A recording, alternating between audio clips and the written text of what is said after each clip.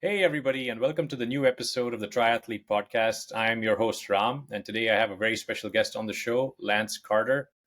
I got introduced to Lance through a coach for my open swim session, and I'm really excited to have him here today because he's been deeply entrenched in the triathlon system for a long time and is currently a coach in the Seattle area. So look forward to learning a lot from him about how we can be better triathletes in our lives. So Lance, welcome to the show. Would you like to start by introducing yourself? Yeah, thanks so much for having me. As you mentioned, I've been at it a long time. I did my first triathlon in 1993.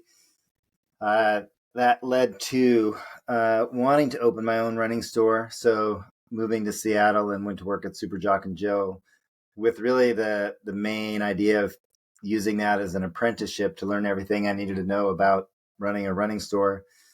Took me 10 years to finally open up my own running store with some friends over in Kirkland. And I'm actually back working at Super Jock and Jill part time right now. But it was at Super Jock and Jill that customers would come in and just start peppering me with questions about triathlon because I was, one of the only people they knew that was doing it. Before you knew it, I was coaching people just sort of for free and, kind of figuring out what I was doing. That led to coaching for 20 years for Team in Training, fundraising group that does endurance events. And then Awesome. that led to, along the way, I ended up at Blueseventy, who makes wetsuits. And now I am the head wetsuit designer for Blueseventy. So I know a lot about wetsuits. I know a lot about swimming. I know a lot about coaching swimming, a lot about triathlons. Um, all that is to say, I guess, is that I'm old. So here's a question for you. When you graduated from school, did you know wetsuit designer was a career?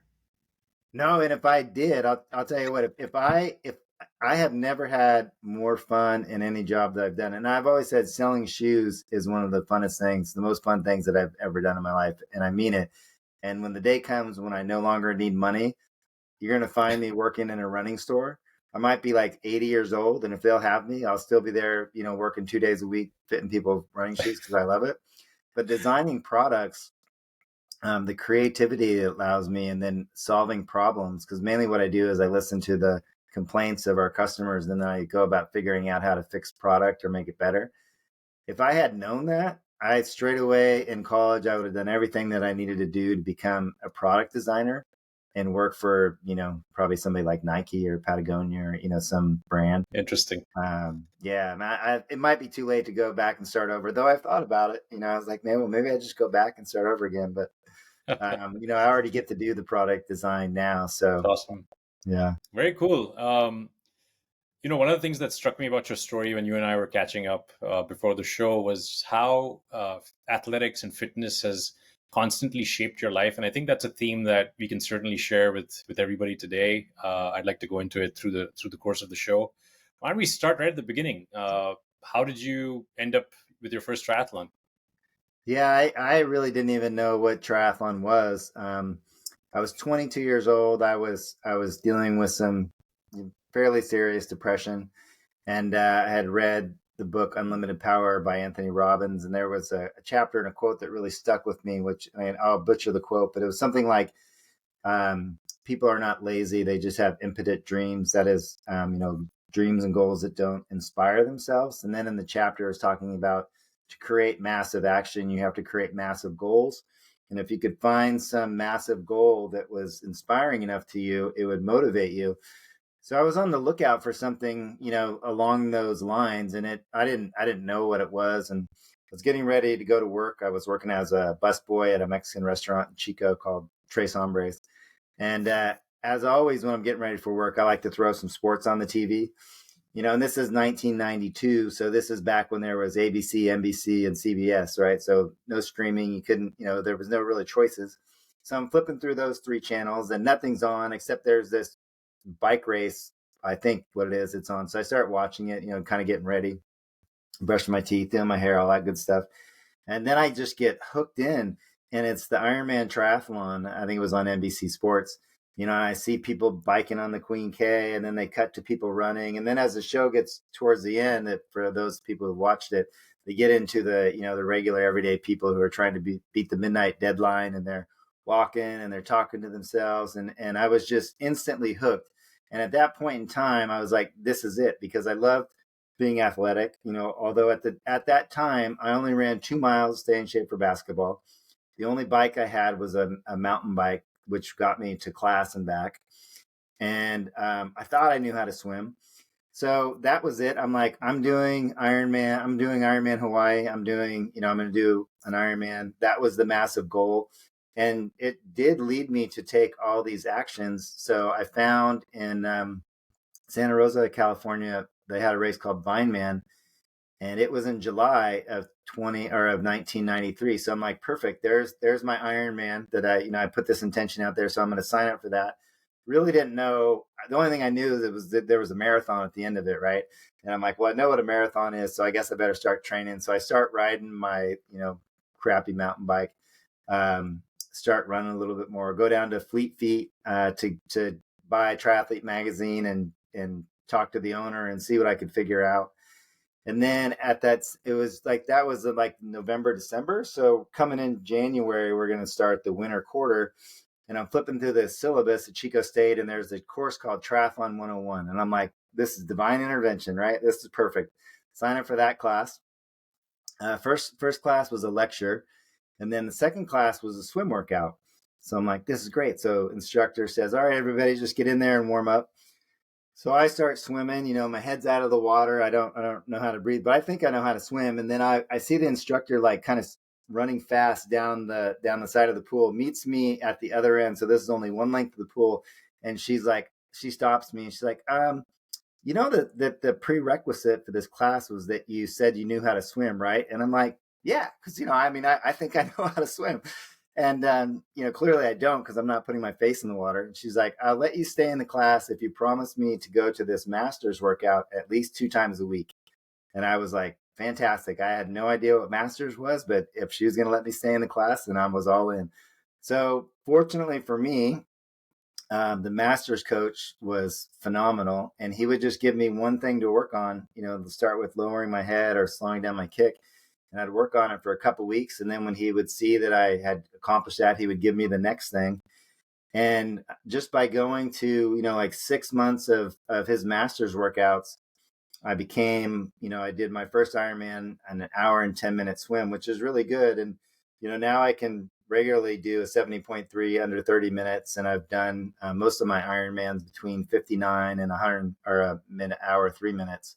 So to me, for anybody who can swim 25 yards without sticking their head in the water, basically doing like a head high crawl, because I didn't know how to breathe, to an hour Ironman, just to me, it goes to show you that if you apply yourself in the world of swimming, because it's so skill based and it's so thought based, that anyone can become, a really good swimmer, because there's nothing special about me. I didn't grow up on a swim team, obviously. But thankfully she let me stay in the class, and it was a great class. And I went on to do that full Ironman, even though, I knowing now, I would have been like, there's no way you should be doing this race, because the longest bike ride I had done was 80 miles. The longest run I think I'd done might have been like 16 miles. And the bike ride that I did, I totally bonked. Like the last 15 miles on the way back to town, because I didn't eat any food all day. I didn't know you're supposed to eat food. And I mean, I'm going like 6 miles an hour for the last 15 miles, and it was just painful. Oh man. But I made it through the Wow. race, and that That's changed my life. amazing. So, You finished, man. yeah. That's the spirit for the show. So thanks so much for sharing that. I mean, signing up for your first Ironman without knowing how to swim, without knowing what your nutrition's like. I mean, I guess there's one person in the world who's crazier than I am. So kudos to you. Yeah. So, that's um, the ignorance is bliss sort of thing. Like, I you guess don't so. know it, Yeah. you don't know. Yeah. What you don't know won't hurt you. Yeah. Unfortunately, it does hurt if you're doing an Ironman. But yeah.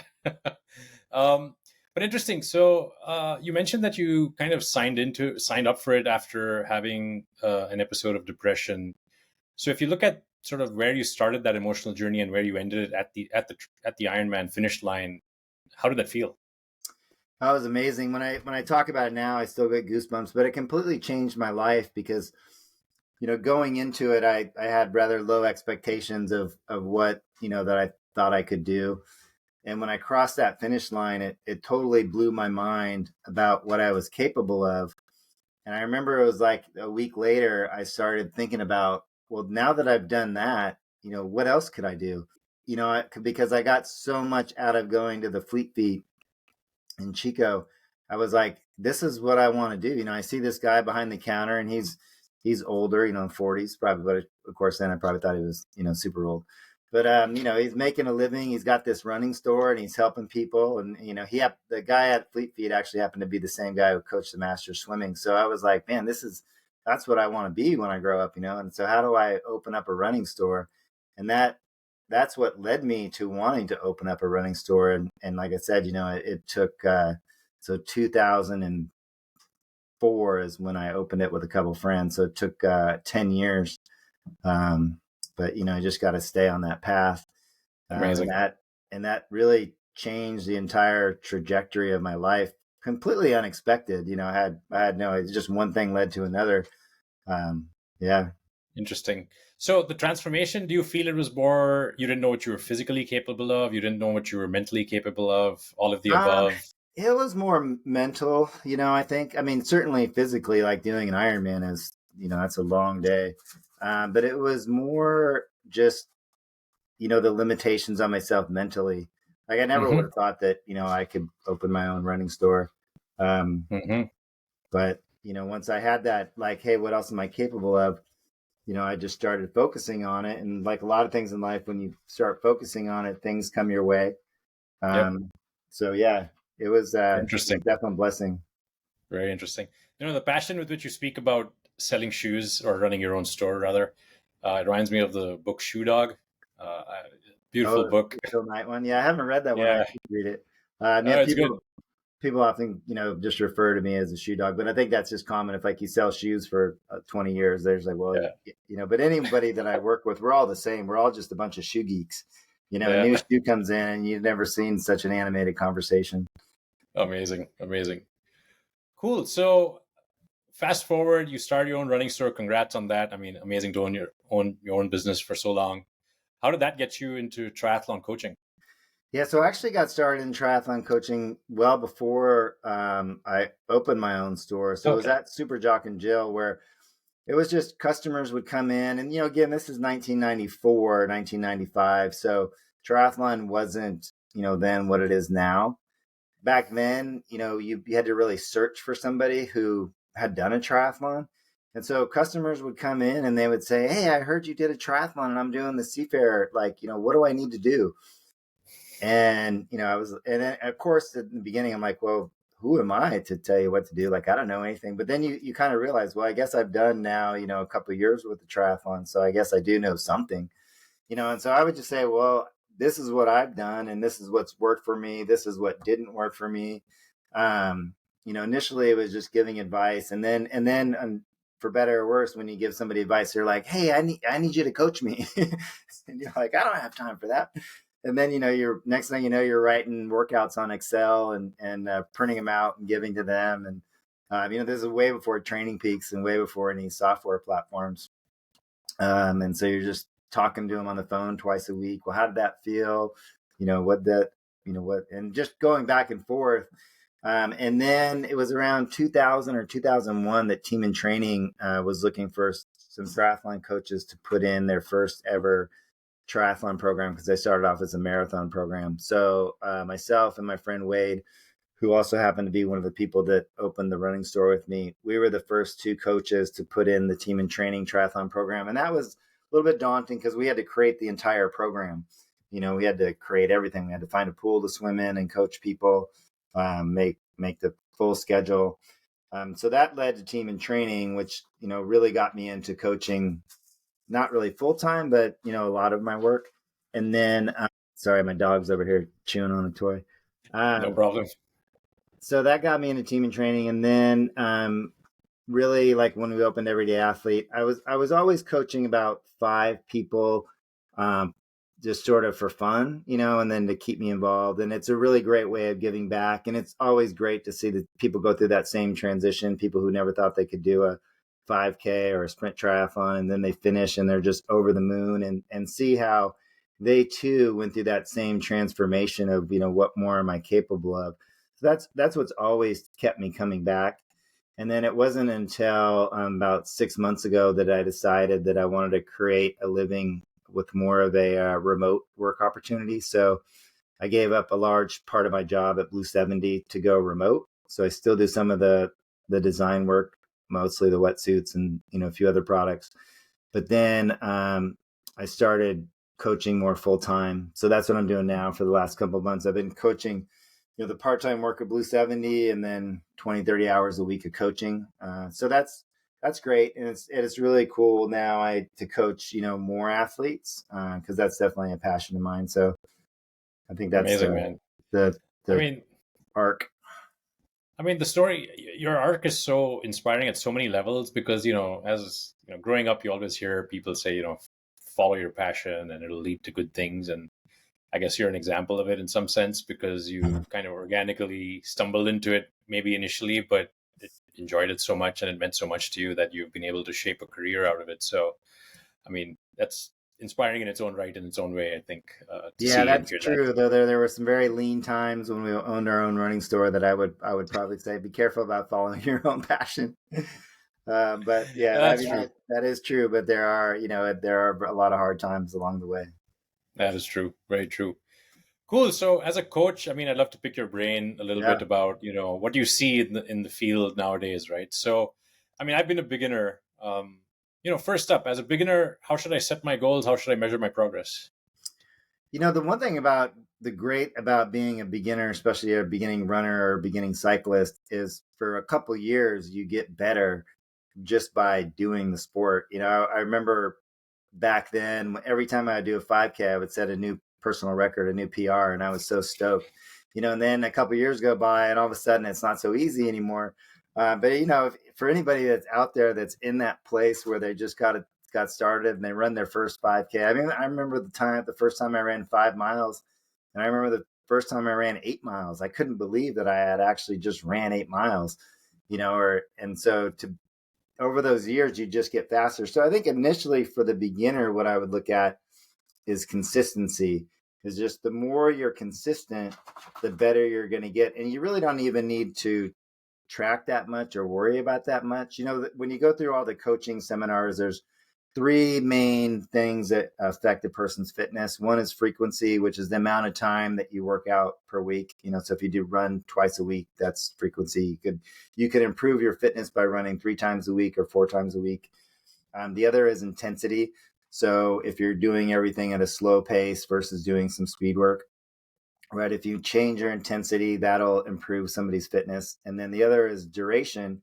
So if you just start running 20 minutes, 3 times a week, an easy way to improve your fitness is to run 30 minutes 3 times a week. So if you take those three variables, the first two variables that most beginners really want to work with are the frequency and the duration, but they probably want to leave the intensity for later on, because if you do the intensity, that can lead to injury.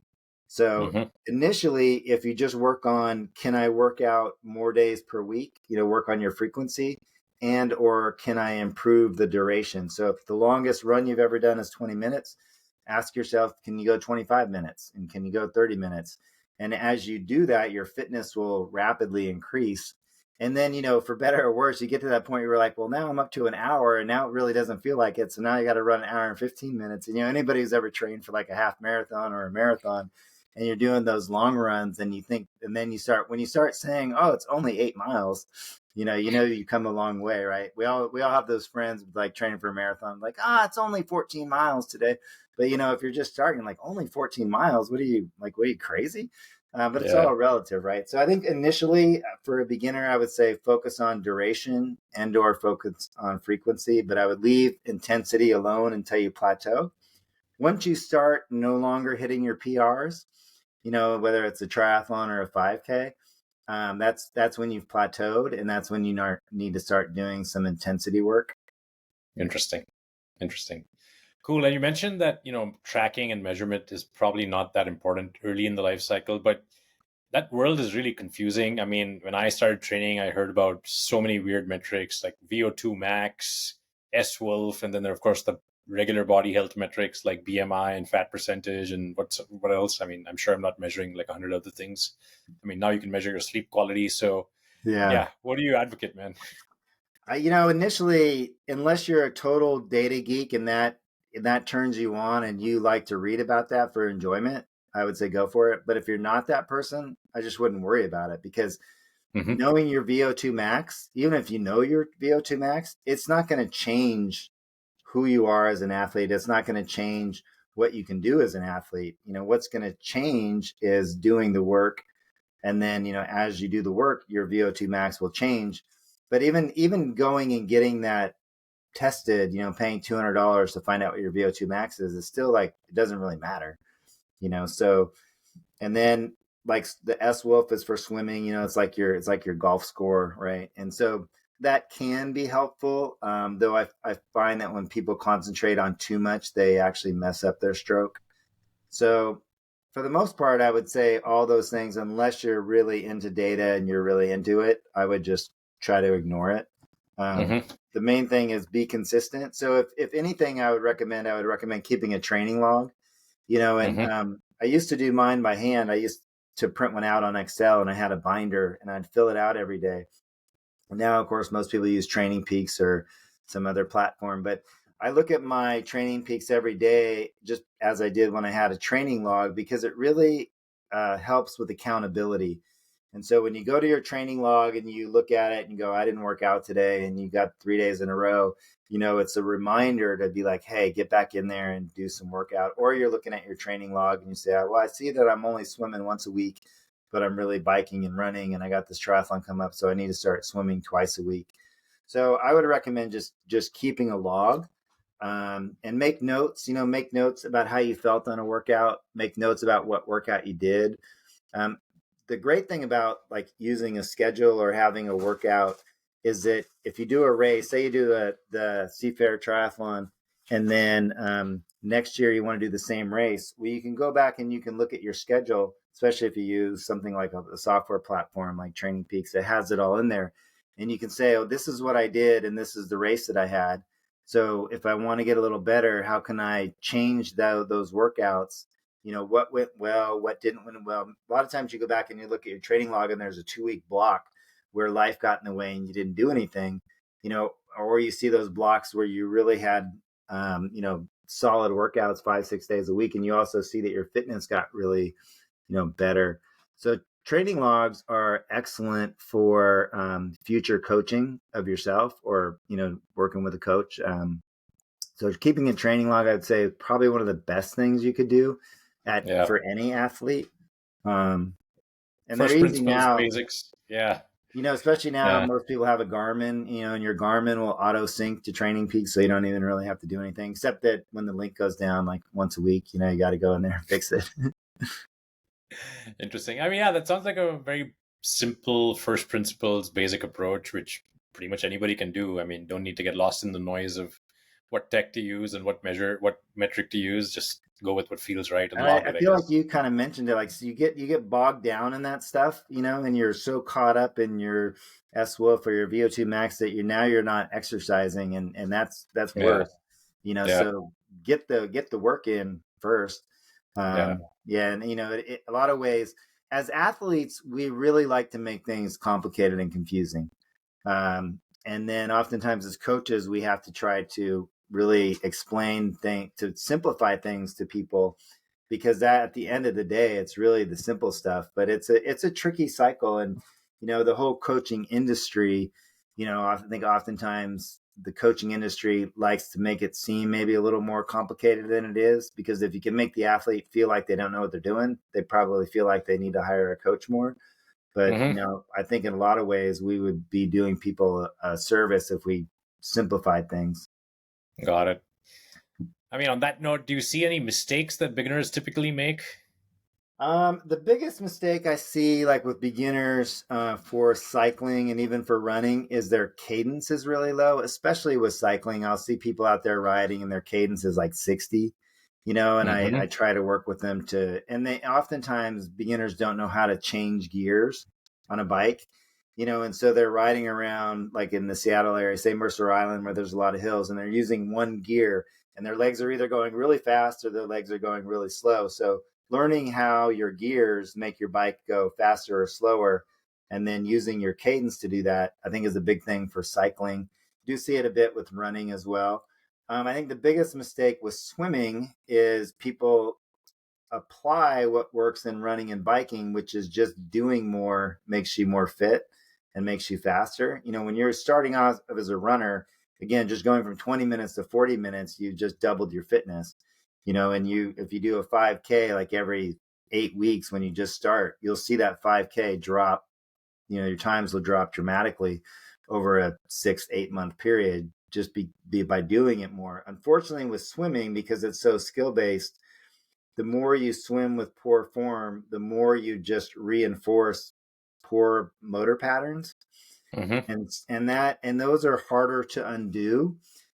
So with swimming, I would say you do want to get in the pool and swim, but you do also want to either watch some videos, or read some books. One of my favorite swim videos is by the coach David Marsh. I think he's at the University of San Diego right now. He used to be the University of Auburn coach, but Championship Video Products. They used to do it as a DVD, and now you can just do it as a downloaded video, and it's like $40. But that's a fantastic video to watch. There's actually, I think you can even I found like a YouTube recording of it. So and it's like Interesting. 40 minutes, but he's an elite level coach, and he talks about just basic swim thing techniques, and as beginners, we all do the same 5 mistakes. Our head is Mistake. too high. We're kicking incorrectly because we're bending our knee. We're not kicking from our hip. So most triathletes, if you just get them to stop kicking, they swim faster because their kick is making them go slower and it's dragging them underwater, right? It's just like, yeah, I mean, you can talk to any new triathlete and say your kick is making you slower, and they raise their hand. They're like, yep, that's me. Because really the word kick is probably the wrong word, because when you say kick to somebody, say, show me the kicking motion, the first thing you do is you bend your knee like you're going to kick a ball. And in swimming, the more you bend your knee, the more it drags you under the water, and the more it makes you go slow, because the kick comes from the hip. So really, flutter, whoever invented it should, just didn't know any better, but they should have used a different word than kicking, and maybe Interesting. people wouldn't, bend their knee so much. But, put some neoprene shorts on somebody, put a pool buoy on somebody, put a wetsuit on a beginning swimmer, and they automatically become more efficient, which is to say faster with less effort, because they fix their body position. So fixing body position, and the head has a lot to do with that. Beginners tend to lift their head up too much, which pushes their hips down. So if you can just get them to bring their head down into more of a neutral position, their back end will come up. If you get their back end to come up, there'll be less drag in the water. So Mm-hmm. those are like two of the first things that beginners need to Interesting. fix. And Very there's interesting. just like simple things, but Yeah. they're simple in understanding, but they're not simple in putting them into practice. Yeah. Yeah. I think that was one of the things that kind of struck me about swimming as well, which is understanding what is intellectually right Mm-hmm. is easy, but then understanding how that feels physically in the water. Applying There's a it, big, yeah. yeah, there's a big difference. And And as having you and I somebody, were yeah, talking about earlier, like videotaping yourself swimming is eye opening, because yeah, every person who's ever watched themselves swim will be like, "Oh, I didn't think I was doing that," or "I think my head position's fine," and then they look at it and it's all the way out of the water, or yeah, like, "I'm not crossing over with my arms," and then you see it and you're like, "Oh my god!" yeah. So it's sort of like, Cool. you can't unsee yourself Yeah, swimming. yeah. So, what does the future hold for you? Are you still doing triathlons, or are you mostly into coaching and the wetsuit design now? Yeah. I'm dealing with a torn meniscus and lack of Ouch. knee cartilage, which is a degenerative injury. Not Oh to say man. that everybody who runs for 25 years will have it. It's just, I have it. So Mm-hmm. the doctors have told me, knee surgery is in my future, which will allow me to swim and cycle, just not run. But I took about a year off from running, trying to rehab my knee. And like today, I ran 2.5 miles, which is a huge victory for me. There you Um, go. Yeah. so it's funny to think, like, I've run 9 marathons by themselves. I've done 9 Ironman triathlons, and to think Wow. that 2.5 miles is a victory for me, but it's a victory for me, and so It is. I'm really happy for that. And Congratulations, I man. hope that I'll do another triathlon again. I always think ironic because I probably should do an Ironman or a half Ironman, in the sense that even the races that I've done well, I've ended up walking a lot.